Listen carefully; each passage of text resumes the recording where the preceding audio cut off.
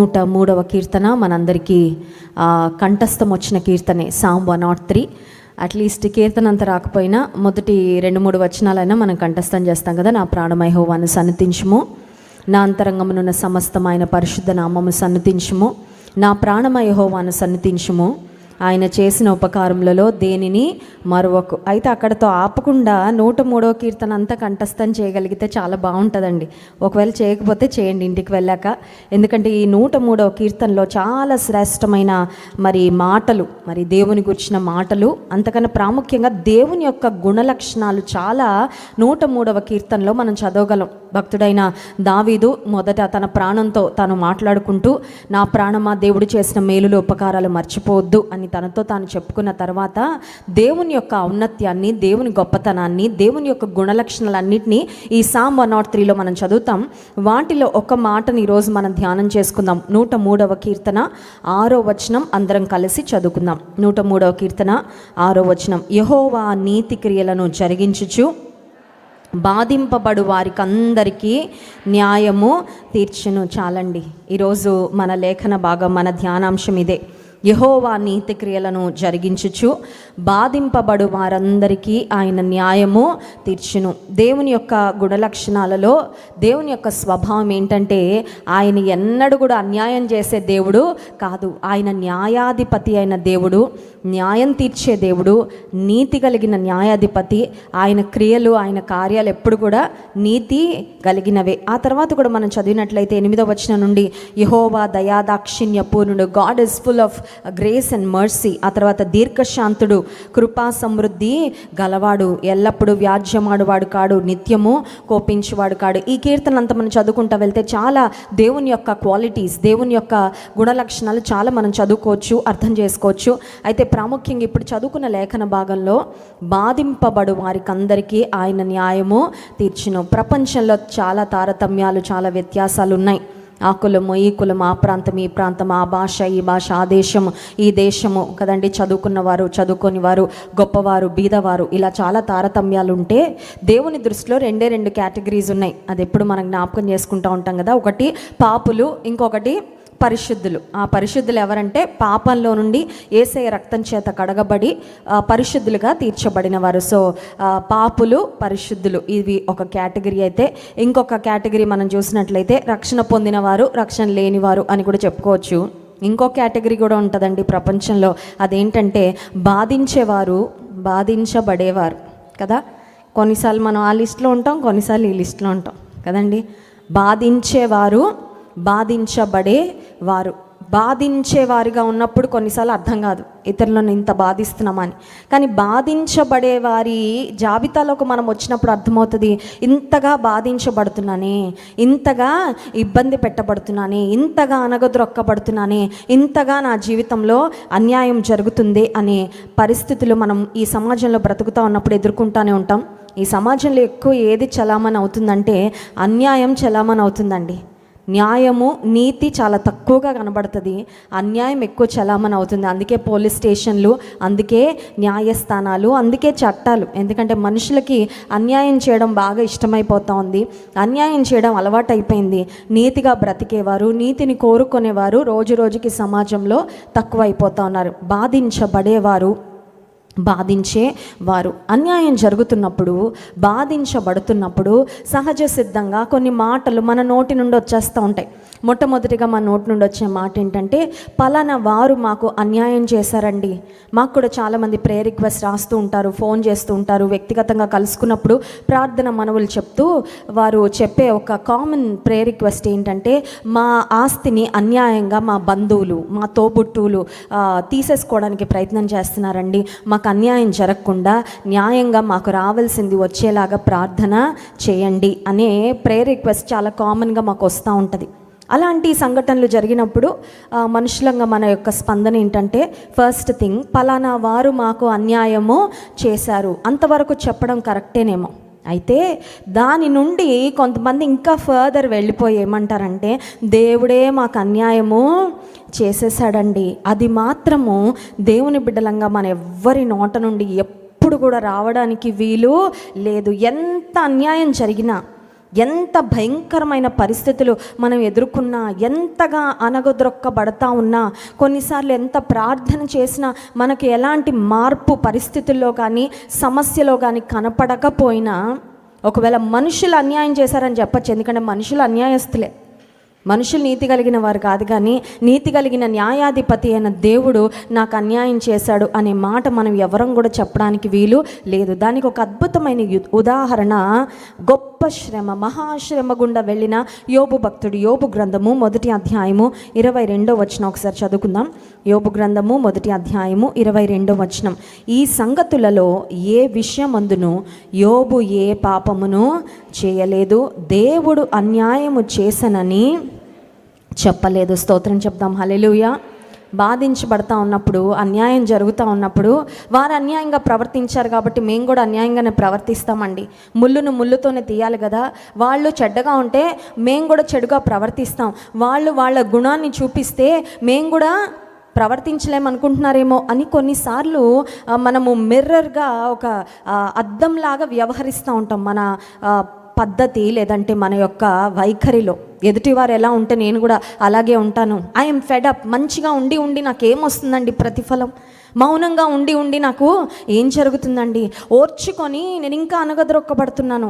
మంచితనాన్ని కనుపరుస్తూ ఇంకా మాకు అన్యాయమే జరుగుతుంది కాబట్టి ఎవరు మాతో ఎట్లా ప్రవర్తిస్తే వాళ్ళతో అట్లనే ప్రవర్తిస్తాము అనే ఆలోచన విధానం కూడా కొన్నిసార్లు వచ్చే ప్రమాదం ఉంటుంది అనగదొక్కబడుతున్నప్పుడు. యోబు భక్తుని జీవితంలో మనం ఆలోచన చేసినట్లయితే ఒక్కసారిగా సర్ప్లస్ నుండి, సమృద్ధి నుండి జీరోకి వచ్చేసిందండి.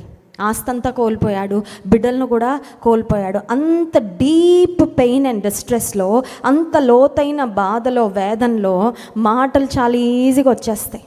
నాకు అన్యాయము జరిగింది, దేవుడు అన్యాయం చేశాడు అనే మాటలు చాలా సులభంగా వస్తాయేమో మరొకరికైతే.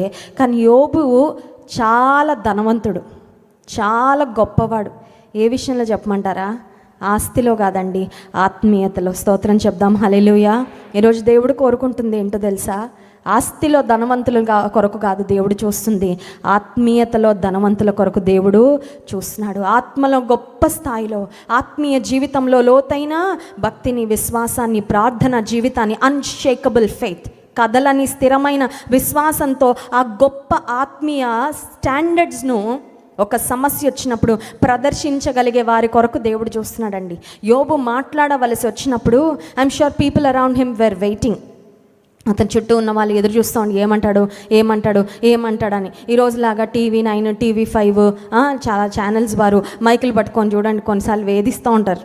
ఏదైనా ఒక చిన్న సంఘటన జరిగితే వాళ్ళు వెంటబడి వెళ్తూ ఉంటారు. కొంతమంది అంటారు మేము మాట్లాడము, ఇప్పుడు మేము నోరు తెరవాలనుకోవట్లేదని, అయినా ఏదో ఒకటి మాట్లాడించాలని ప్రయత్నం చేస్తూ ఉంటారు. ఆ రోజు యోబు చుట్టూ మైకులు పట్టుకొని తిరిగిన వారు లేకపోవచ్చు, కానీ everybody around him were watching what would come out of his mouth. యోబు నోటి నుండి ఏమొస్తాయి అని చుట్టూ ఉన్నవారు ఎదురు చూస్తూ ఉంటే నోటి నుండి దేవుడు అన్యాయం చేశాడని మాట మాత్రము రాలేదండి. ఏమొచ్చింది అంటే స్తుతి వచ్చిందండి. స్తోత్రం చెప్దాం. హల్లెలూయా. గొప్ప శ్రమలో స్తుతి వచ్చింది, విచ్ ఇస్ వెరీ డిఫికల్ట్. చాలా కష్టం అది నటించేవారు చేయలేరండి. నిజమైన ఆత్మీయత ఉంటేనే భయంకరమైన శ్రమలో స్తుతి వస్తుంది. ఆ పై వచనంలో మనం చూసినట్లయితే 21వ వచనం, నేను నా తల్లి గర్భంలో నుండి దిగంబరినై వచ్చి తిని దిగంబరినై అక్కడికి తిరిగి వెళ్ళెదను. యెహోవా ఇచ్చెను, యెహోవా తీసుకొని పోయెను, యెహోవా నామమునకు స్తుతి కలుగును. He was not silent about God. కొన్నిసార్లు మనం కన్ఫ్యూజన్లోకి వెళ్ళిపోయినప్పుడు, అనగదొక్కబడతా ఉన్నప్పుడు, ఇంకా నాకు దేవుడి గురించి ఏం మాట్లాడాలని లేదులేండి, లెట్ మీ బీ క్వైట్, నేను మౌనంగా ఉండిపోతా. కొన్నిసార్లు మనకు కోపం వచ్చినప్పుడు నోరు తెరిస్తే ఎక్కడ అవుట్ ఆఫ్ కంట్రోల్ అయిపోతామని సైలెంట్గా ఉంటాం కదా. యోబు సైలెంట్గా లేడండి. దేవుని విషయంలో అంత నష్టం, అంత కష్టం వచ్చిన తర్వాత యోబు సైలెంట్గా లేడు. ఏం చేశాడని ఆలోచన చేస్తే స్తుతించాడు. దేవుడు అన్యాయం చేశాను అని ఒక్క మాట కూడా యోబు పలుకలేదు అని దేవుని వాక్యంలో చూస్తున్నాం. నేటి సమాజంలో ప్రాముఖ్యంగా ఆర్థిక పరిస్థితుల దగ్గరకు వచ్చేసరికి అన్యాయం అనేది చాలా ఎక్కువ జరుగుతూ ఉంటుంది. డబ్బు విషయానికి వచ్చేసరికి మనుషుల యొక్క మనస్తత్వాలు చాలా బయటపడతా ఉంటాయి. అన్యాయపు సిరి వెనకాల పరిగెత్తేవారు చాలామంది. సామెతల గ్రంథం 16వ అధ్యాయము 8వ వచనంలో ఒక మాట ఉంది చూడండి. సామెతల గ్రంథం 16వ అధ్యాయము 8వ వచనం, అన్యాయము చేత అన్యాయము చేత కలిగిన గొప్ప వచ్చుబడి కంటే నీతితో కూడిన కొంచెమే శ్రేష్టం. స్తోత్రం చెప్దాం. హల్లెలూయా. కొంచెమున్నా అది ఆశీర్వదించబడిన ధనంగా ఉంటే చాలండి. న్యాయంగా సంపాదించుకున్న ధనం అయితే చాలు, దాని మీద దేవుని ఆశీర్వాదం ఉంటుంది, మన కుటుంబం మీద దేవుని ఆశీర్వాదం ఉంటుంది. అన్యాయంగా సంపాదించిన వచ్చుబడి అది దేవుడు మెచ్చడు. ఇంకో మాట కూడా ఉంది, 22వ అధ్యాయం 8వ వచనంలో, సామెతల గ్రంథం 22వ అధ్యాయం 8వ వచనం. దౌష్ట్యమును విత్తువాడు కీడును. దౌష్ట్యము అంటే ఏంటంటే అన్యాయము. అన్యాయానికి ఇంకొక పర్యాయ పదం ఏంటంటే దౌష్ట్యం. అన్యాయాన్ని విత్తేవాడు, విత్తనాలు విత్తుకునే వానికి ఖచ్చితంగా పంట వస్తుంది, రావాలనుకున్నా వద్దనుకున్నా. జీవితంలో అది ఎప్పుడు కూడా మనం మర్చిపోవడానికి వీలు లేదండి. మనం విత్తే విత్తనాలకు ఖచ్చితంగా పంట వస్తుంది. కొంచెం లేట్ అవ్వచ్చు కానీ పంట ఖచ్చితంగా వస్తుంది. ఆ పంట మనమే కోసుకోవాలి. మనం విత్తన విత్తనానికి ఇంకెవరో పంట కోస్తారు అనుకోవడానికి వీల్లేదు. మనం విత్తన విత్తనానికి మనమే పంట కోయాలి. ఇక్కడ మనం చదివినట్లయితే అన్యాయాన్ని విత్తేవాడు కీడు అనే పంట కోస్తాడు. ఒకవేళ లోకంలో అన్యాయం చలామణి అవుతుంది కదా, అన్యాయం చేస్తున్నా కూడా ఎవరు పట్టుకోవట్లేదు కదా, ఎవరు చూడడం లేదు కదా, నేను రాజాలాగే ప్రపంచంలో తిరుగుతూ ఉన్నాను కదా, నన్ను ఎవరు అనేవారు లేరు, నన్ను ఎవరు ప్రశ్నించేవారు లేరు, నన్ను ఎవరు పట్టుకునేవారు లేరు అని ఒకవేళ అన్యాయం చేసుకుంటా వెళ్తూ ఉంటే కీడనే పంటకు వస్తావు. జాగ్రత్త. అన్యాయము జరుగుతూ ఉన్నప్పుడు ప్రాముఖ్యంగా when we are oppressed, when we are treated unjustly, అన్యాయం జరుగుతూ ఉన్నప్పుడు అణగద్రొక్కబడుతున్న స్థితిలో కొన్నిసార్లు చుట్టూ చూస్తూ ఉన్నప్పుడు మన కళ్ళకు కొన్ని దృశ్యాలు కనబడుతూ ఉంటాయి. అవి ఆసాపు అనే దైవజనుని కళ్ళకు కూడా కొన్ని దృశ్యాలు కనబడ్డాయి. ఏంటి ఆ దృశ్యాలంటే, లోకంలో బ్రతుకుతున్నాం కాబట్టి మనకి దేవుని బిడ్డలు కనబడతారు, లోకస్తులు కూడా కనబడతారు. చాలాసార్లు మన జీవితాన్ని లోకస్తులతో పోల్చుకుంటూ ఉంటాం. అది చాలా చెడ్డ అలవాటు అండి. ఏం అలవాటు? జీవితంలో పోల్చుకోవడమే చాలా చాలా చాలా చెడ్డ అలవాటు. నువ్వు పోల్చుకున్నావంటే నీ ఆనందం పోతుంది. నువ్వు నీ జీవితాన్ని ఇతరులతో పోల్చుకున్నావంటే నీ నెమ్మది నువ్వు కోల్పోతావు. నువ్వు ఇతరులతో పోల్చుకోవడం మొదలుపెట్టావంటే నీ మనశ్శాంతి పోగొట్టుకుంటావు. దయచేసి జాగ్రత్త. Don't get in to that trap of comparison. ఇతరులతో నిన్ను నువ్వు పోల్చుకోవడం అనే ఉచ్చులో నువ్వు చిక్కుకోవద్దు. ఆసాపు అనే దైవజనుడు ఒక కీర్తనలో చాలా అద్భుతమైన మాటలు రాశాడు. చూడండి, 73వ కీర్తన 3వ వచనం నుండి కొన్ని మాటలు చదువుకుందాం. 73వ కీర్తన 3వ వచనం నుండి కొన్ని మాటలు చదువుకుందాం. భక్తిహీనుల క్షేమము నా కంటపడినప్పుడు గర్వించు వారిని బట్టి నేను మత్సరపడితిని. మరణమందు వారికి యాతనలు లేవు, వారు పుష్టిగా ఉన్నారు. ఇతరులకు కలుగు ఇబ్బందులు వారికి కలుగవు, ఇతరులకు పుట్టినట్లు వారికి తెగులు. Who was Asaph looking at? He was looking at the ungodly people. భక్తిహీనులను జాగ్రత్తగా గమనించి వారి మీద ఒక థీసిస్ రాస్తున్నాడండి. నువ్వు నేను కూడా పుస్తకాలు రాస్తూ ఉంటాం కొన్నిసార్లు. ఏం పుస్తకాలు? ప్రసంగాలు పుస్తకాలు రాస్తాం. దేవునికి స్తోత్రం కదండి. ప్రసంగాలు రాసుకుంటాం. దేవునికి స్తోత్రం. దేవునితో కొంతమంది, నేను ఒకరి అనుభవం వింటా ఉన్నాను. వారు ఏమన్నారంటే, కొన్నిసార్లు ప్రార్థన చేయడం కష్టమైనప్పుడు నేను దేవునితో మాట్లాడుతున్నట్లుగా ఒక డైరీలో రాసేస్తూ ఉంటాను. అది కూడా చాలా మంచి హ్యాబిట్ ఏమో అనిపించింది. నేను కూడా కొన్నిసార్లు దేవుడితో మాట్లాడుతూ ఉంటాను, డైరీలో రాసేస్తూ ఉంటాను. యేసయ్య అని మొదలుపెట్టి అన్నీ చెప్పేస్తూ ఉంటాను ఆయనకి. నువ్వు దేవునితో మాట్లాడే నీ సంభాషణ నువ్వు రాస్తే, తీసేసి రాస్తే, లేకపోతే నువ్వు రచించుకుంటే మంచిదే.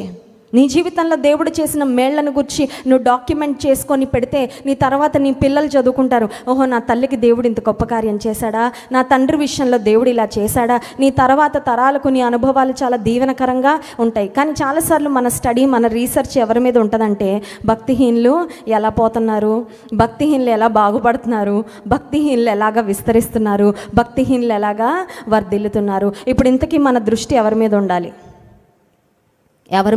ఎవరి మీద ఉంటుందో మన దృష్టి, మన మనసు వారి చుట్టే తిరుగుతూ ఉంటుంది. అవునా కాదండి? నిన్ను బాధ పెట్టే వారి మీద నీ దృష్టి ఉందంటే నువ్వు ఇంకా బాధలోకి వెళ్ళిపోతావు. ఎందుకంటే నీ మనసు, నీ ఆలోచన, నీ జీవితం అంతా వారి చుట్టే రివాల్వ్ అవుతూ ఉంటుంది. భక్తిహీనుల చుట్టూ, భక్తిహీనులు ఒక్కసారి గమనించి చాలా వేసారిపోయాడండి ఆసాపు అనే దైవజనుడు. అందుకే ఇప్పుడు ఆసాపు తను గమనించిన వాటిని రాస్తూ ఉన్నాడు. చూడండి, 3వ వచనం. భక్తిహీనుల క్షేమము నాకు కంటపడినప్పుడు. భక్తిహీనులు చాలా క్షేమంగా కనబడుతున్నారు నాకు. వాళ్ళకి ఏ కష్టాలు లేవు. They are all very safe and sound. ఆ తర్వాత చూడండి, మరణమునందు వారికి యాతనలు లేవు, వారు పుష్టిగా ఉన్నారు. 4వ వచనం, పుష్టిగా ఉన్నారు. వాళ్ళకి ఏ కొరత ఉన్నట్లు నాకు కనపడట్లేదు, వాళ్ళు చాలా పుష్టిగా ఉన్నారు. 5వ వచనం, ఇతరులకు కలుగు ఇబ్బందులు వారికి కలుగవు, ఇతరులకు పుట్టినట్లు వారికి. భక్తిహీనులు అసలు హాస్పిటల్కి కూడా వెళ్ళట్లేదు. నేనేమో ఆ రోగం ఈ రోగం అని మందులు వేసుకుంటా, హాస్పిటల్ చుట్టూ తిరుగుతా, ఆ నొప్పి ఈ నొప్పి అని ఇబ్బంది పడుతున్నాను. ఇన్ని ప్రార్థనలు చేస్తూ ఇంత భక్తిగా ఉన్న నాకేమో కొన్నిసార్లు రోగాలు, కొన్నిసార్లు ఆరోగ్య సమస్యలు అయితే భక్తిహీనులు చాలా పుష్టిగా కనబడుతున్నారు, చాలా సుభిక్షంగా ఉన్నారు, వారికి ఏ యాతన లేదు, వాళ్ళు చాలా క్షేమంగా. కొన్నిసార్లు భక్తి పరులకు కష్టాలు వస్తున్నాయి, భక్తిహీనులు మాత్రం చాలా ఫ్రీగా ఉన్నారు. అప్పుడు భక్తిహీనులను బాగా గమనించిన తర్వాత, ఇంకా తర్వాత వాడిని చదివించాలన్న ఉద్దేశం కాదు, కానీ మీరు ఇంటికి వెళ్ళిన తర్వాత చదవండి. ఇప్పుడు భక్తిహీనుల యొక్క పరిస్థితి అంతా గమనించిన తర్వాత ఆసాపు అనే దైవజనుడు ఒక కంక్లూజన్కి వచ్చేసాడు. మనం కూడా బాగా ఆలోచించి ఒక కంక్లూజన్కి వస్తామండి. ఆ కంక్లూజన్ ఏంటంటే, ఆసాపు వచ్చిన కంక్లూజన్ 13వ వచనం, నా హృదయమును నేను శుద్ధి చేసుకొని ఉండుట వ్యర్థమే, నా చేతులు కడుక్కొని నిర్మలుడనై ఉండుట. ఇంత భక్తి చేశాను అంతా వేస్టే. మంచి కంక్లూజన్ అండి అది. హృదయాన్ని ఎప్పటికప్పుడు కడుక్కుంటా, దేవుని ఎదుట యథార్థంగా ఉండాలి, దేవుని ఎదుట పరిశుద్ధంగా ఉండాలి, నీతిగా బ్రతకాలి, ఆయనకి ఇష్టంగా నేను నా జీవితాన్ని మలుచుకోవాలని ఇంత ప్రయాసపడ్డాను. నాకు అనిపిస్తుంది ఇదంతా వ్యర్థమే. పాపాన్ని కూడగట్టుకొని, అపవిత్రతను కూడగట్టుకొని, లోకంలో ఆనందిస్తూ అన్యాయపు సిరి సంపాదించుకొని బ్రతుకుతున్న వారు అంత పుష్టిగా ఉన్నారు కాబట్టి వాళ్ళ బ్రతికే బెటర్ అని అనిపిస్తుంది అని ఆసాపు మాట్లాడుతూ ఉన్నాడు. ఒకసారి ఇక్కడ ఆగుదాం. నీకు కూడా అప్పుడప్పుడు అలా అనిపించలేదా? Have you ever felt that way? ఎప్పుడైనా అలా అనిపించిందా? అలా ఆలోచించిన సందర్భాలు ఉన్నాయా? భక్తిహీనులను ఎక్కువసేపు చూస్తే అదే జరుగుతుందండి. కొంతమంది ఇంక ఇదే ఆ హోమ్ టూరు, ఈ ఇంటర్వ్యూ కదండి. ఈ రోజుల్లో యూట్యూబ్లో ఎంత కంటెంటో, 100 జీవితాలు జీవించినా కూడా చూడలేను అంత కంటెంట్ పెడుతున్నారు. కూర్చుంటే వీడియో, నించుంటే వీడియో, షాపింగ్కి వెళ్తే వీడియో కదండి. ప్రతిదానికి ఒక వీడియో తీయడం, అప్లోడ్ చేయడం. వాళ్ళ ఇళ్ళల్లోకి తీసుకెళ్ళిపోతున్నారు, వాళ్ళ బెడ్రూమ్లోకి తీసుకెళ్ళిపోతున్నారు, వాళ్ళ కిచెన్లోకి తీసుకెళ్ళిపోతున్నారు. అవన్నీ చూసి భక్తిహీనులు ఎంత బాగున్నారు, ఎంత బ్రహ్మాండంగా ఉన్నారు, వాళ్ళ జీవితాలు ఎంత చక్కగా సాగుతున్నాయి. నేను నిర్మలుడనై, నేను పరిశుద్ధంగా జీవించుట, హృదయాన్ని శుద్ధి చేసుకొని ఉండుట, దినమంతా నా చేతులు కడుగుకొని నిర్మలుడనై ఉండుట వ్యర్థమే అంటూ 14వ వచనం, దినమంతయు నాకు బాధ కలుగుచున్నది. నేనేమో బాధపడతా, నా జీవితాన్ని ఈడుస్తూ ఉన్నా. ఆసాపు అంటున్నాడు, నన్ను బాధించిన వారందరూ బాగానే ఉన్నారు, అన్యాయంగా బ్రతికిన వారు, భక్తిహీనతలో బ్రతుకుతున్న వారందరూ బాగున్నారు, కానీ నేను మాత్రం చాలా శ్రమల గుండా వెళ్తున్నాను. అయితే దేవుడు తనకిచ్చిన ప్రత్యక్షత అండి. కొన్నిసార్లు మనం డైవర్ట్ అయిపోతూ ఉంటాం. కొన్నిసార్లు మన లోకాన్ని చూసి మన దృష్టిని దేవుని మీద నుండి లోకం వైపు మరల్చినప్పుడు, భక్తిలో జారిపోయే పరిస్థితికి వచ్చినప్పుడు దేవుడు పట్టుకొని ఆపుతాడండి. ఒక సందేశం ద్వారా, ఒక వర్తమానం ద్వారా, నువ్వు వాక్యాన్ని చదువుతా ఉన్నప్పుడు గాడ్ పుట్స్ దట్ బ్రేక్. ఆగు, ఇంక చాలా ఎక్కువ ఆలోచిస్తున్నావు, ఇంకా అదే ఆలోచనలో కొనసాగావంటే నువ్వు నష్టపోతావు. పాజ్ హియర్, ఒక్కసారి ఆగు అని దేవుడు ఒక ప్రత్యక్షతను ఆసాపుకి ఇచ్చాడు. ఆ మాటలు చూడండి, 18వ వచనం, నిశ్చయముగా నీవు వారిని కాలు జారు చోటనే ఉంచి ఉన్నావు, వారు నశించినట్లు వారిని పడవేయుచున్నావు, క్షణమాత్రములోనే వారు పాడైపోవుదురు, మహాభయము చేత వారు కడముట్ట. They have a very worst future. వారు ప్రజెంట్లో, వర్తమానంలో మంచిగా కనబడుతున్నారేమో కానీ భక్తిహీనుల యొక్క అంతము చాలా భయంకరంగా ఉండబోతుంది. అది ఈ లోకంలో అయినా, ఈ లోకంలో కాకపోయినా నిత్య నరకాగ్నిలో ఉన్న అంతం మాత్రం బహుభయంకరమే. ఇప్పుడు వాళ్ళని చూసి నువ్వు నీ భక్తిని కూడా కోల్పోవద్దు, నువ్వు నీ విశ్వాసాన్ని కోల్పోవద్దు, నువ్వు నీ యథార్థతను కోల్పోవద్దు, నువ్వు నీ పరిశుద్ధతను కోల్పోవద్దు, దేవుని కొరకు రోషంగా జీవించాలని నువ్వు తీసుకున్న నిర్ణయాన్ని మాత్రం కోల్పోవద్దు. భక్తిహీనులను చూసి, వారి క్షేమాన్ని చూసి, ఎందుకంటే అది తాత్కాలికమైనదే. ఒకవేళ ఈ లోకంలో ఉన్నప్పుడే వారు పంట కోసుకుంటారేమో, ఒకవేళ ఈ లోకంలో బ్రతికినప్పుడు దర్జాగా బ్రతికినట్లు అనిపించినా నిత్య నరకాగ్నికే వెళ్తారు. ధనవంతుడు లాజరు, ధనవంతుడు ఎక్కడికి వెళ్ళాడండి? What was his end? A pathetic end. అత్యంత దుర్భరమైన అంతము ధనికుడు పొందుకున్నాడు, ధనవంతుడు పొందుకున్నాడు. ఎందుకంటే భక్తిహీనుడుగా బ్రతికాడు.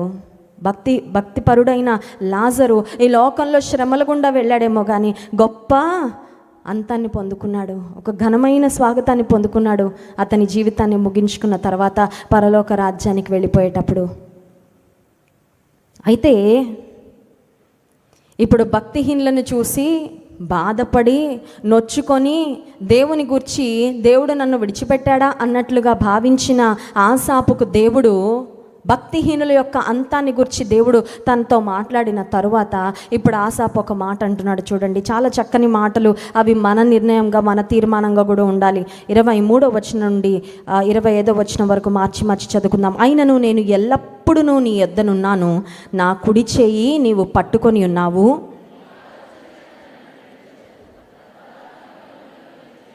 ఆకాశమందు నీవు తప్ప నాకెవరున్నారు? నీవు నాకుండగా లోకంలో ఏది నాకు అక్కరలేదు. స్తోత్రం చెప్దాం. హల్లెలూయా. ఎవరు ఎటు పోయినా పర్లేదయ్యా, నేను మాత్రం ఎప్పుడు నీ దగ్గరే ఉంటా. స్తోత్రం చెప్దాం. హల్లెలూయా. అదే ఈ ఉపవాస ప్రార్థనకు వచ్చిన మన తీర్మానం అదే ఉండాలి. నష్టం వచ్చినా, కష్టం వచ్చినా, వ్యాధి వచ్చినా, అన్యాయం జరిగినా నేనైతే ఎప్పుడు నీ దగ్గరే ఉంటాను, నేనైతే నిన్నే ఆశ్రయిస్తాను. ఆకాశమందు నీవు నాకు ఉండగా ఈ లోకంలో ఏది నాకు అక్కర్లేదయ్యా. దేనికోసం నేను ఆరాటపడను, ఎవరి కోసమో నేను ఆరాటపడిపోయి వేదన చెందను, కృంగిపోను. ఈ బ్రతికెందుకు అనుకోను మనుషులను చూసి. నన్ను సృష్టించిన నీవు, నిన్ను చూస్తూ నేను బ్రతుకుతా, నీలో నేను ఆనందిస్తాను. 28వ వచనం చూడండి. నాకైతే దేవుని పొందు ధన్యకరము, ఈ సర్వకార్యములను నేను తెలియచేయనట్లు నేను ప్రభు అయిన యెహోవా శరణు జొచ్చి ఉన్నాను. స్తోత్రం చెప్దాం. హల్లెలూయా. దేవుని పొందు, నీతోనే ఉంటానయ్యా, నాకు అదే ధన్యత. I'm blessed if I have you. నువ్వు నాకుంటే చాలు, అదే ధన్యత. ఇంకేదున్నా ఏది లేకపోయినా, ఎవరున్నా, ఎవరు విడిచిపెట్టి వెళ్ళిపోయినా నేను వాళ్ళని చూసి వీళ్ళని చూసి బాధపడను. ఈ కీర్తనను చాలా చక్కని మాటలతో ప్రారంభించాడు ఆసాపు అనే దైవజనుడు. చూడండి, 73వ కీర్తన 1వ వచనము. ఇశ్రాయేలు ఎడల, శుద్ధ హృదయుల ఎడల నిశ్చయముగా దేవుడు దయాళుడై ఉన్నాడు. స్తోత్రం చెప్దామా. హల్లెలూయా. శుద్ధ హృదయుల ఎడల, శుద్ధ హృదయం కలిగి ఉండడం ప్రతి విశ్వాసి యొక్క గోల్ అయి ఉండాలి. మనందరి యొక్క గోల్ అదే అయి ఉండాలి. ఏంట గోల్? శుద్ధ హృదయం ఇవ్వు ప్రభా. లార్డ్ గివ్ మీ అ క్లీన్ హార్ట్. నాకు శుద్ధ హృదయము కలిగించు. హృదయ శుద్ధి గలవారు ధన్యులు, వారు దేవుని ప్రత్యక్షతలు పొందుకుంటావు, దేవుని స్వరాన్ని వింటావు, దేవునితో నడుస్తావు, దేవునితో యుగయుగాలు జీవించే భాగ్యాన్ని పొందుకుంటావు. ఎప్పుడంటే శుద్ధ హృదయం కలిగి ఉంటే. ఇశ్రాయేలు ఎడల, శుద్ధ హృదయుల ఎడల నిశ్చయముగా, ష్యూర్లీ. దేవుని వాక్యంలో నిశ్చయం అన్నదంటే ఇంకా నిశ్చయమే, అంతే. అర్థమైందండి? గ్యారంటీ అంటే గ్యారంటీ. కొన్ని వస్తువుల మీద మాకు గ్యారంటీ ఏమన్నా ఉందా అని అడుగుతామా లేదా? గ్యారంటీ ఉందా, వారంటీ ఉందా అని. ఎందుకంటే గ్యారంటీ ఉంటే మనకు గ్యారంటీగా అనిపిస్తుంది ఇంటికి పట్టుకెళ్ళడానికి, లేకపోతే ఇంటికి తీసుకెళ్ళగానే విరిగిపోద్దేమో, పాడైపోద్దేమో.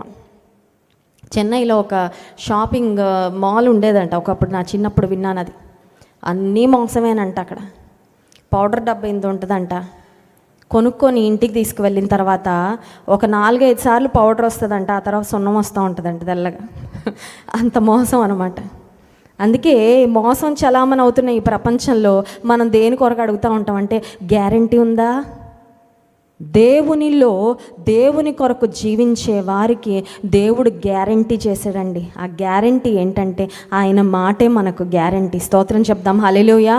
మనుషుల మాటలు కాదు గ్యారంటీ, మనుషుల మాటలు కాదు స్టాండర్డ్, మనుషుల ప్రవర్తన కూడా స్టాండర్డ్ కాదండి. బయటకు ఒకలాగా కనబడచ్చు, అంతరంగంలో వేరే వేరే విధాలైన ఉద్దేశాలు ఉండొచ్చు. గ్యారంటీ ఏంటంటే దేవుని మాట. ఎందుకంటే భూమి ఆకాశములు గతించిన నా మాటలు గతించవని వాగ్దానం చేసిన దేవుడు. స్తోత్రం చెప్దాం. హల్లెలూయా. ఇశ్రాయేలు ఎడల, శుద్ధ హృదయుల ఎడల నిశ్చయముగా దేవుడు ఎలా ఉంటాడంట? దయాళుడై. నీకు అన్యాయము ఆయన ఎన్నడూ చేయడు. సర్వశక్తుడు అన్యాయము చేయుట అసంభవము. It is impossible for God to be unjust. ఎందుకంటే ఆయన న్యాయవంతుడైన దేవుడు. ఒకవేళ అన్యాయం జరుగుతున్నట్లు కనబడినా, అక్రమం జరుగుతున్నట్లు కనబడినా, తన నామమును బట్టి చూపిన ప్రేమను మరచుటకు దేవుడు అన్యాయస్తుడు కాడు. ఆయన మర్చిపోలా. నువ్వు చూపిన ప్రేమ మర్చిపోలా. నువ్వు చేసిన ప్రార్థనలు మర్చిపోలా. ఆయన కొరకు నువ్వు ఎలా బ్రతికావో, ఏమేమి కార్యాలు చేసావో, నువ్వు ఎలా ఇచ్చి దేవుని గణపరచావు. He has seen everything. ఆయన అన్యాయము చేయడు. ఆయన మర్చిపోలేదు. తన నామమును బట్టి చూపిన ప్రేమను మర్చుటకు దేవుడు అన్యాయస్తుడు కాడు అనే మాట దేవుని వాక్యంలో మనం గమనిస్తున్నాం. ఈ ఉదయకాల సమయంలో ఒకవేళ నీ జీవితంలో కూడా అన్యాయం గుండా నీవు వెళ్తున్నట్లయితే, అక్రమము అనే పంట నువ్వు ఒకవేళ అన్యాయము అనే పరిస్థితిని నీవు అనుభవిస్తూ ముందుకు వెళ్తున్నట్లయితే, జస్ట్ బీ కాన్ఫిడెంట్. ఏం కాన్ఫిడెన్స్ అంటే, God is faithful to the faithful. నమ్మకమైన వారి పక్షంగా దేవుడు ఎప్పుడూ, మనం అపనమ్మకస్తులమైన ఆయన నమ్మదగిన వాడని ఉందండి తిమోతి పత్రికలో. మనం అపనమ్మకస్తులమైన ఆయన నమ్మదగినవాడు. నువ్వు నమ్మకంగా బ్రతికితే నీ పక్షంగా ఇంకెంత ఎక్కువ ఆయన నమ్మకత్వాన్ని కనుపరుస్తాడు. నమ్మిన వారి స్తోత్రం చెప్దాం. హల్లెలూయా.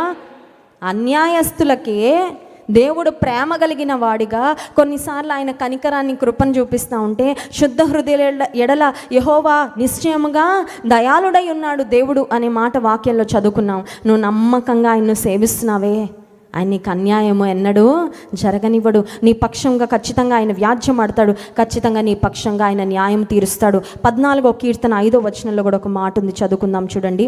14వ కీర్తన 5వ వచనం. ఎందుకనగా దేవుడు నీతిమంతుల సంతానము పక్షమున ఉన్నాడు. స్తోత్రం చెప్దాం. హల్లెలూయా.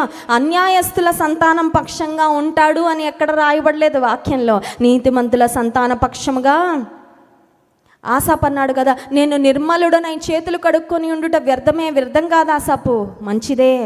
ఎందుకంటే నీ సంతాన పక్షంగా కూడా దేవుడు ఉంటాడు. నీ పక్షంగానే కాదు, నువ్వు నీతిగా, న్యాయంగా బ్రతికితే, పరిశుద్ధంగా బ్రతికితే, యథార్థంగా బ్రతికితే నీ సంతానపు వారిని కూడా దేవుడు ఆశీర్వదిస్తాడు. నీ సంతానము పక్షంగా కూడా దేవుడు కార్యము చేస్తాడు. ఒకవేళ అన్యాయం గుండా వెళ్తున్నట్లయితే, అన్యాయాన్ని ఒకవేళ నీ జీవితంలో అనుభవిస్తున్నట్లయితే, నేను ఏం చేయాలండి? What must I do? చూడండి, మనుషులంగా మనకి ఏదేదో చేసేయాలనిపిస్తూ ఉంటుంది. నేను ఏం చేయాలి? నేను ఏం చేయగలను? నేను ఎలా బుద్ధి చెప్పాలి? నేను ఎలా ఫైట్ చేయాలి? చాలాసార్లు సహజ సిద్ధంగా మనలో ఈ ఆలోచనలు వస్తూ ఉంటాయి. నేను ఏం చేయాలి? What must I do? పేతురు పత్రిక, మొదటి పేతురు పత్రిక 4వ అధ్యాయం 19వ వచనంలో ఒక చక్కని మాట వ్రాయబడింది చూడండి. మొదటి పేతురు పత్రిక 4వ అధ్యాయము 19వ వచనం. కాబట్టి దేవుని చిత్త ప్రకారము బాధపడువారు సత్ప్రవర్తన గలవారై నమ్మకమైన సృష్టికర్తకు తమ ఆత్మలను అప్పగించుకోవలెను. Those who suffer should commit their lives to the faithful creator. నమ్మకమైన సృష్టికర్తకు అప్పగించుకోవడం చేయవలసిన పని. ఇప్పుడు నమ్మకమైన సృష్టికర్త ఏం చేస్తాడంటే, అన్యాయస్తులకు బుద్ధి చెప్తాడు, నీ పక్షంగా న్యాయము తీరుస్తాడు. స్తోత్రం చెప్దాం. హల్లెలూయా. ఆయన ఊరుకునే దేవుడు కాదండి. చూడండి, చిన్న ఎగ్జాంపుల్. ఇంట్లో తల్లిదండ్రులుగా మనం ఉండి మన పిల్లలతో ఎవరైనా బయట నుంచి వచ్చి వాళ్ళని ఇబ్బంది పెడతా ఉన్నారనుకోండి, చూస్తూ ఊరుకుంటామా? కాసేపు ఊరుకున్నాం అనుకోండి, ఫర్ ఎగ్జాంపుల్ కొద్దిసేపు ఊరుకున్నాం. ఎందుకంటే కొన్నిసార్లు పిల్లలకు కూడా నేర్పించాలి, వాళ్ళ సమస్యలు వాళ్ళు హ్యాండిల్ చేసుకోవడం అన్నిటికీ మనం వెళ్ళిపోయి మా అమ్మాయిని అలా అనకండి, మా అబ్బాయిని అలా అనకండి అంటే ప్రతిదానికి మన మీద డిపెండ్ అవుతారు. Sometimes they must learn to handle. పరిస్థితులు ఎదుర్కోవడం వాళ్ళకు నేర్చుకోవాలి జీవితంలో. That is part of growing up. ఎదుగుదలలో అదొక భాగం. సరే, ఎవరో బయట నుంచి వచ్చారు, మీ పిల్లవాడినో మీ అమ్మాయినో ఇబ్బంది పెడతా ఉన్నారు. కాసేపు వదులుతావేమో, ఎంతవరకు వెళ్తుందని చూస్తావేమో, కానీ అది లిమిట్స్ దాటేసినప్పుడు ఏం చేస్తామండి? ఎవరు అవతల నుండి వచ్చి మన బిడ్డలను ఇబ్బంది పెడుతున్నారో వాళ్ళకి ఎలా బుద్ధి చెప్పాలో బుద్ధి చెప్పి వారిని ఇంటి నుండి తరిమేస్తాం. అంతే కదా? దేవుడు కూడా అంతే. ఆయన రోషన్ లేని దేవుడు కాదండి. He is not a God who doesn't care. ఏదైతే అది అవనీలే, చూస్తా ఊరుకుందామని సహనం కలిగి, దీర్ఘశాంతం కలిగి, కొన్నిసార్లు అన్యాయం చేసే వారికి ఆయన టైం ఇస్తాడేమో, కానీ ఎప్పటికీ వాళ్ళదే టైం అనుకుంటే మాత్రం కాదండి. ఎందుకంటే దేవుడు చూస్తూ ఉన్నాడు, ఆయన అన్నీ గమనిస్తూ ఉన్నాడు. Parable of a persistent widow. అన్యాయస్తుడైన న్యాయాధిపతి వద్దకు ఒక విధవరాలు వెళ్ళి ఆమె పక్షంగా వ్యాజ్యం ఆడుతూ ఆమె పక్షంగా న్యాయం తీర్చమని మాటి మాటికి బ్రతిమాలిందంట. చూడండి, అదొక్కటి మనం చదువుకొని ముగించుకుందాం. లూకాసు వార్త 18వ అధ్యాయము 5వ వచనం నుండి 8వ వచనం వరకు మార్చి చదువుకుందాం. లూకాసు వార్త 5వ అధ్యాయము 18వ అధ్యాయము 5వ వచనం నుండి 8వ వచనం వరకు మార్చి చదువుకుందాం. ఈ విధవరాలు నన్ను తొందర పెట్టుచున్నది కనుక ఆమె మాటికి వచ్చి గోజాడకుండునట్లు ఆమెకు న్యాయము తీర్తునని తనలో తాను అనుకొనెను.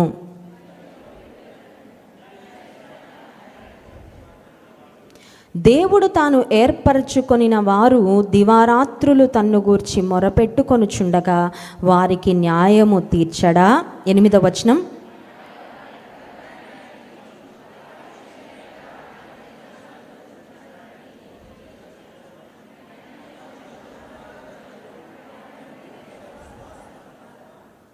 దివారాత్రములు రెస్ట్లెస్గా రెస్ట్ తీసుకోకుండా మొరపెట్టే వారికి త్వరగా న్యాయం తీర్చేస్తాడంట దేవుడు. స్తోత్రం చెప్దాం. హల్లెలూయా. త్వరగా జరగాలనుందా కార్యాలు? త్వరగా దేవుడు జవాబు ఇవ్వాలని ఆశ ఉందా? నేను చేయాల్సింది ఒకటి, దివారాత్రులు డోంట్ టేక్ అ బ్రేక్. ప్రార్థన చేయడంలో రెస్ట్ తీసుకోవద్దు, ప్రార్థన చేయడంలో విరామం తీసుకోవద్దు. ఉదయము, మధ్యాహ్నము, సాయంత్రము, రాత్రి, అర్ధరాత్రి నీకు మెలకు వచ్చిన ప్రార్థన చేయి. నీకు ఏ విషయంలో నువ్వు అన్యాయము జరుగుతూ ఉందో, నువ్వు అణగద్రొక్కబడతా ఉన్నావు, నువ్వు సమస్యను ఎదుర్కొంటా ఉన్నావు, దేవునికి దివారాత్రములు మొరపెట్టు. అన్యాయస్తుడైన న్యాయాధిపతి అతను బ్రాండ్ అంబాసిడర్ అన్యాయానికి. కానీ ఈ విధవరాలు మాటికి గోచాడడం వల్ల విసిగిపోయి ఆమెకి న్యాయం తీర్చి పంపించాడంట. నీతి కలిగిన న్యాయాధిపతి మన దేవుడు. He's a righteous judge and he is on the throne. ఆయన సింహాసనం మీద ఉన్నారు. ఎవరైనా ఆయన ముందు వంగాల్సిందే, ఆయన ముందు తల వంచాల్సిందే. ఒకసారి నేను బార్ అసోసియేషన్ అంటారు కదా, జడ్జెస్ అండ్ అడ్వకేట్స్, క్రిస్మస్లో వాక్యం అందించడానికి భీమవరం ప్రాంతం వెళ్ళడం జరిగింది. ఆ క్రిస్మస్కి వెళ్ళినప్పుడు సువార్త ప్రకటిస్తూ యేసయ్య యొక్క ఆగమనాన్ని గురించిన అనేకమైన విషయాలు చెప్తూ ఒక మాట చెప్పాను.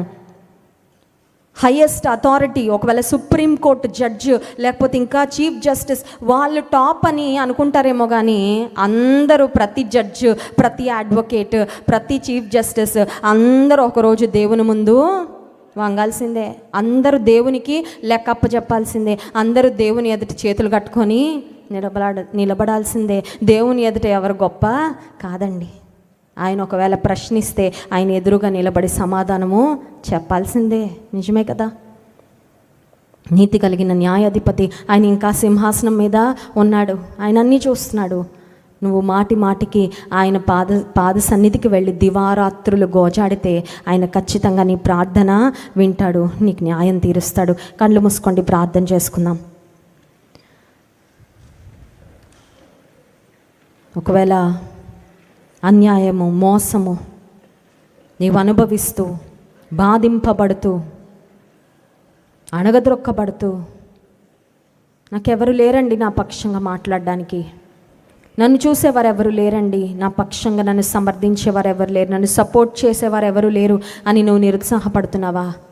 దైవజనుడు అంటున్నాడు, ఆకాశమందు నీవు నాకుండగా ఇంక నాకెవరు అక్కర్లేదయ్యా. ఈ లోకంలో ఇంక నాకెవరితో పని లేదు. వారున్నారు, వీరున్నారు, వారు లేరు, వీరు లేరు అనే బాధ నాకు లేదయ్యా. మీరు మాకుండగా లోకంలో మాకెవరు అక్కర్లేదయ్యా. నీవు లేకుండా 10,000 మంది మాకున్న వ్యర్థమే ప్రభువా. నాకైతే దేవుని పొందు ధన్యకరము. ఇశ్రాయేలు ఎడల, శుద్ధ హృదయాల ఎడల నిశ్చయముగా దేవుడు దయాళుడై ఉన్నాడు. Thank you lord. మేము హృదయం కడుక్కొనుట, చేతులు కడుక్కొనుట, భక్తిగా బ్రతుకుట అది ఎన్నడూ వ్యర్థం కాదని ప్రభువా మాకు జ్ఞాపకం చేసినందుకు వందనాలు. ఈ లోకంలో తాత్కాలికంగా భక్తిగా జీవిస్తున్నందుకు శ్రమలు వస్తున్నట్లు మాకు కనపడినా అది మాకు క్షేమమే. మేమున్నది ఆశీర్వాద మార్గంలోనే, మేమున్నది నిత్యజీవ మార్గంలోనే, మేమున్నది క్షేమకరమైన మార్గంలోనే అని మీరు మాకు జ్ఞాపకం చేసినందుకు స్తోత్రాలు ప్రభువా. భక్తిహీనులను చూసే పరిస్థితులు మా జీవితంలో ఎన్నడూ రాకుండా నాయన, విశ్వాసమునకు కర్త దాన్ని కొనసాగించి నీ వైపు చూసి మేము సాగడానికి సహాయం చేయి. ఎంతమంది అయితే ప్రభా అన్యాయమును నాయన మరి అనుభవిస్తూ బాధించబడుతూ వేధించబడుతూ న్యాయంగా వారికి రావాల్సినవి పొందుకోలేక వాటి కొరకు పోరాడుతున్నారో ప్రభా జ్ఞాపకం చేసుకోండి. వారి పక్షంగా మీరు వ్యాజ్యమాడండి, వారి పక్షంగా మీరు న్యాయం తీర్చండి, నీ కృపా కార్యాలు జరిగించండి. మిమ్మల్ని ఆరాధించి స్తుతించబోతున్నగా ఆరాధన ఆత్మతో మమ్మల్ని నింపుమని యేసు నామములో ప్రార్థిస్తున్నాం తండ్రి, ఆమేన్.